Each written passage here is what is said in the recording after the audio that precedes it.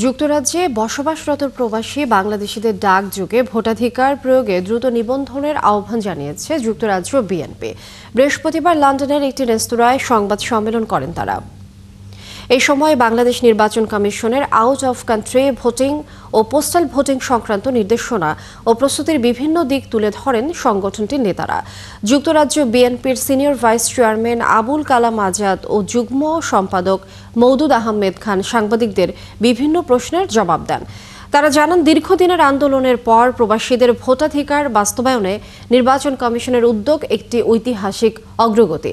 এবারে নির্বাচনে যারা দেশে যেতে পারবেন না তারা ডাকযোগে ভোট দেওয়ার সুযোগ পাবেন। যুক্তরাজ্যে প্রায় ৮,০০০ জাতীয় পরিচয়পত্রের আবেদন জমা পড়েছে এবং ৫,০০০-এর মতো কার্ড ইস্যুও করা হয়েছে। ভোট প্রদানের জন্য এসব কার্ড সংগ্রহ জরুরি।